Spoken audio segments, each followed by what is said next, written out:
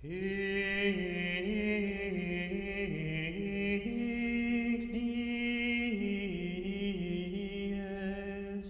quam fecit Dominus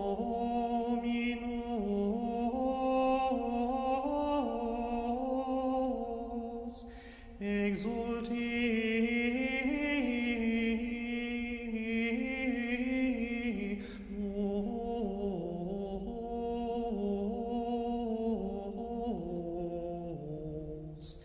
et nitimo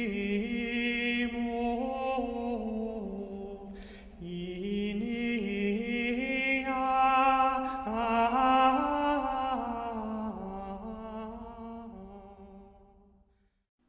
Chers frères et sœurs, le jour du Seigneur, ainsi qu'il fut désigné dès les temps apostoliques, a toujours été particulièrement honoré dans l'histoire de l'Église à cause de son lien étroit avec le cœur même du mystère chrétien. En effet, dans le rythme hebdomadaire, le dimanche rappelle le jour de la résurrection du Christ.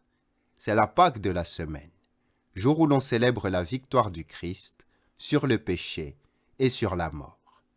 L'accomplissement de la première création en sa personne est le début de la création nouvelle. C'est le jour où l'on évoque le premier jour du monde dans l'adoration et la reconnaissance. Et c'est en même temps, dans l'espérance qui fait agir, la préfiguration du dernier jour, où le Christ viendra dans la gloire et qui verra la réalisation de l'univers nouveau. L'exclamation du psalmiste « Voici le jour que fit le Seigneur, jour d'allégresse et jour de joie » convient donc tout à fait bien au dimanche. Cette invitation à la joie, reprise par la liturgie de Pâques, est marquée par la stupeur dont furent saisies les femmes qui avaient assisté à la crucifixion du Christ, quand, étant allées au tombeau de grand matin, le premier jour après le sabbat, elles le trouvèrent vide.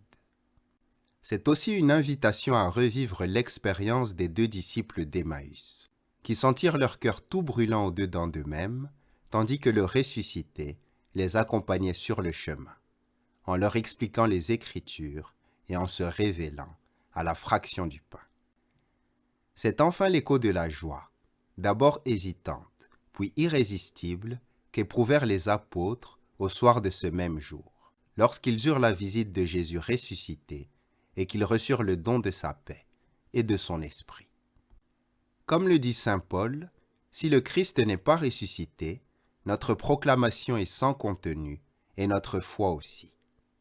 La résurrection de Jésus est la donnée première sur laquelle repose la foi chrétienne.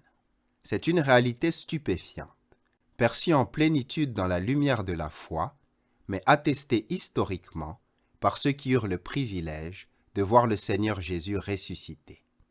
C'est l'événement merveilleux qui ne se détache pas seulement d'une manière absolument unique dans l'histoire des hommes, mais qui se place au centre du mystère du temps.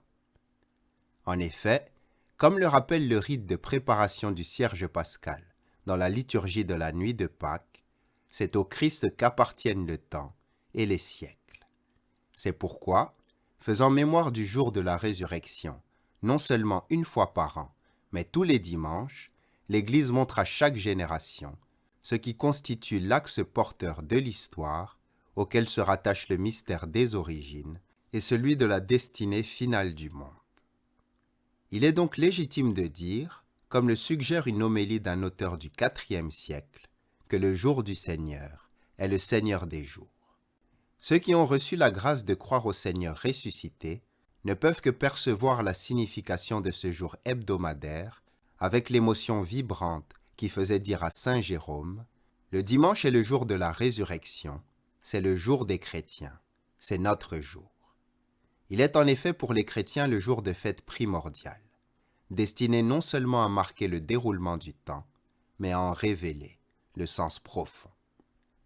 Son importance fondamentale, toujours reconnue au cours de 2000 ans d'histoire, a été réaffirmée avec force par le Concile Vatican II. Comme il est dit, selon la tradition apostolique, dont l'origine remonte au jour même de la résurrection du Christ, l'Église célèbre le mystère pascal chaque 8e jour, nommé à juste titre Jour du Seigneur ou jour dominical. Notre prédécesseur, le pape Paul VI, a souligné une nouvelle fois cette importance lorsqu'il a approuvé le nouveau calendrier général romain et les normes universelles qui règlent le déroulement de l'année liturgique. Chers frères et sœurs, le dimanche est donc le jour qui se trouve au cœur même de la vie chrétienne.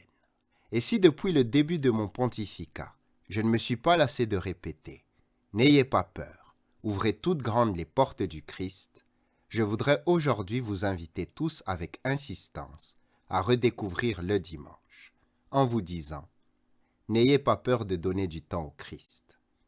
Oui, chers frères et sœurs, ouvrons notre temps au Christ, pour qu'il puisse l'éclairer et l'orienter. C'est lui qui connaît le secret du temps, comme celui de l'éternité.